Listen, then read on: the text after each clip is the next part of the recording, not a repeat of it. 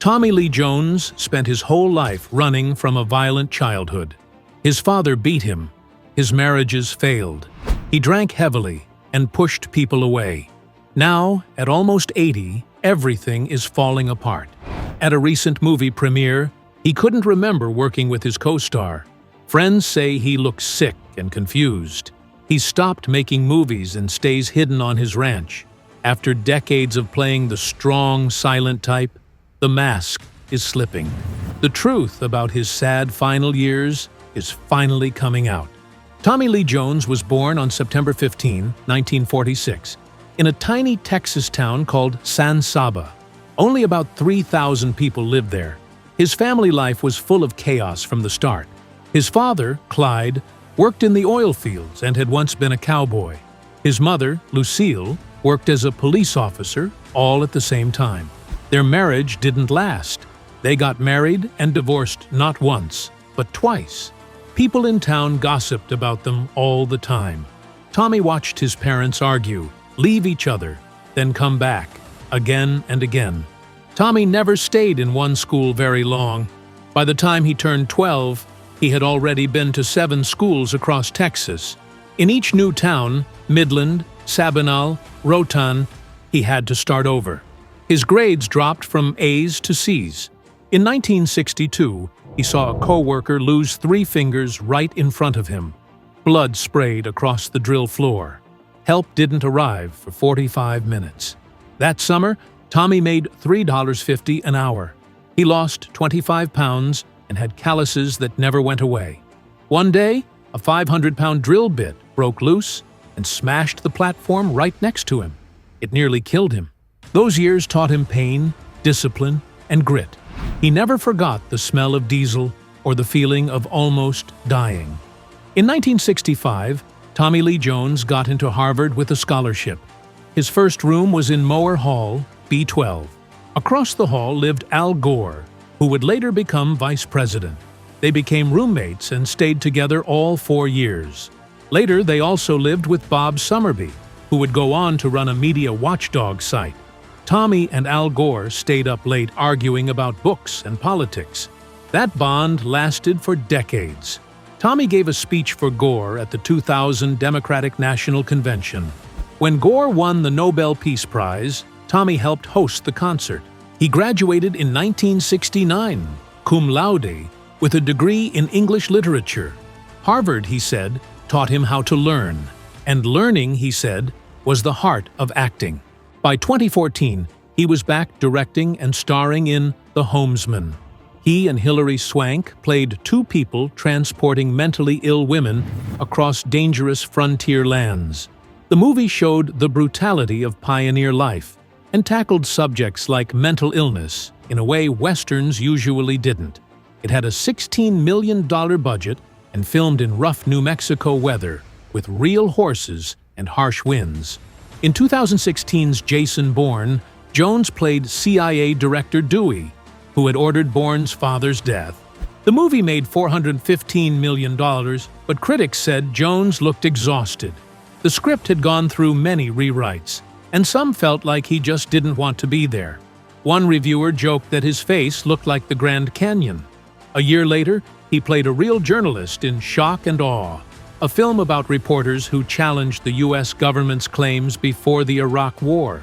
The film showed how these journalists were the only ones who got the story right. Jones played Joe Galloway, and the real journalists helped guide the film to keep it accurate. They were even on set during filming. In Ad Astra from 2019, Jones played Brad Pitt's missing father, an astronaut who had vanished near Neptune. The movie tried to be as realistic as possible, using zero-gravity training and practical effects. Pitt went through nausea-inducing training, while Jones stayed more in the background. The movie made $135 million and was nominated for Best Sound Mixing. In 2020's Wander, he played a conspiracy theorist who co-hosted a podcast with a paranoid investigator. The film touched on MK-Ultra, border surveillance, and chip implants. It got a low 4.9 out of 10 from over 10,000 IMDb users, but Jones still brought weight to his scenes. He became Gary Gilmore in The Executioner's Song, a chilling TV movie based on a real man who had killed 2 people and insisted on being executed. Jones won the Emmy for that role.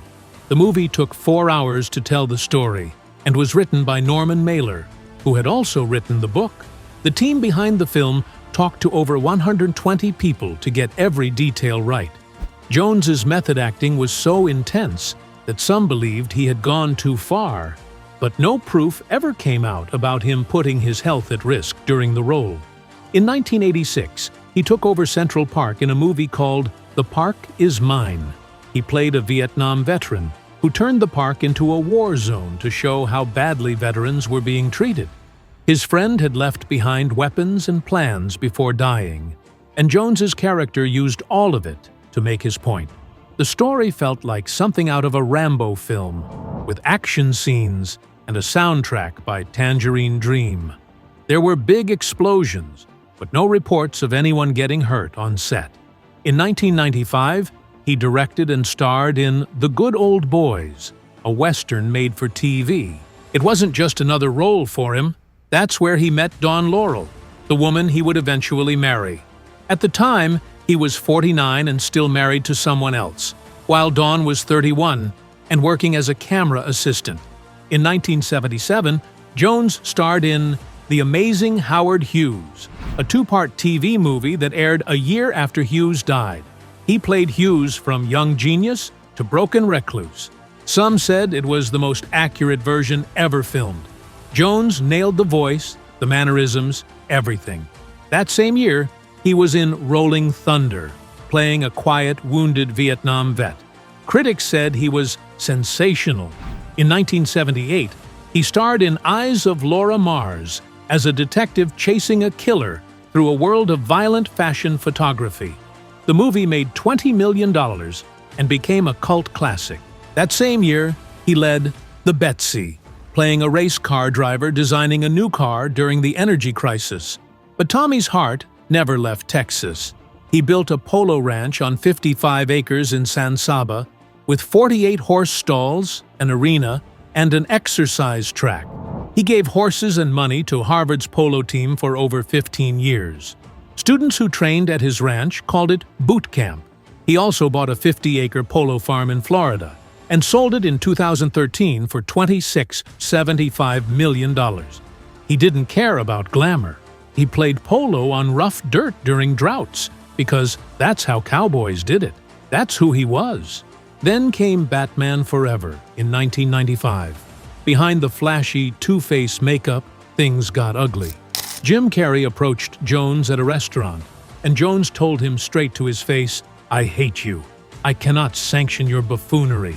Carrey had just become Hollywood's comedy king, but Jones didn't want anything to do with his style. The two barely got along during filming, and director Joel Schumacher had to keep the peace.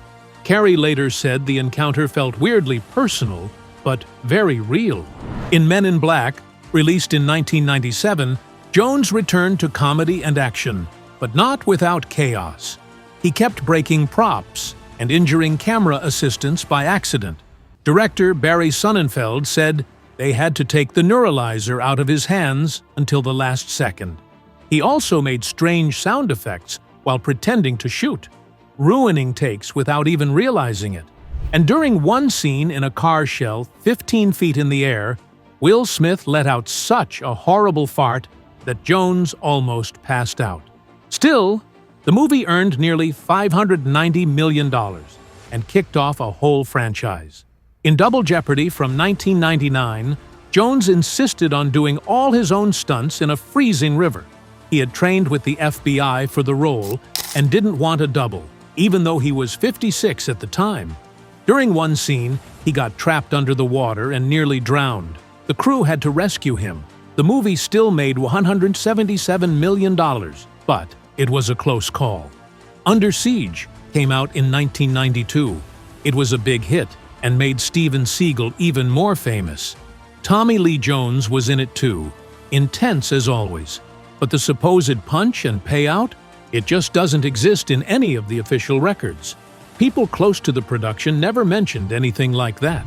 The film was shot, wrapped, and released with no known problems.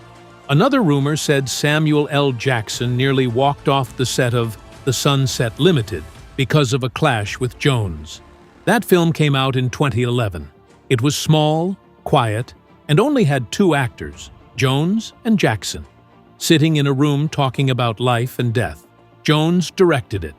Some people online claimed Jackson wanted to quit over creative differences, but interviews from the time tell a different story.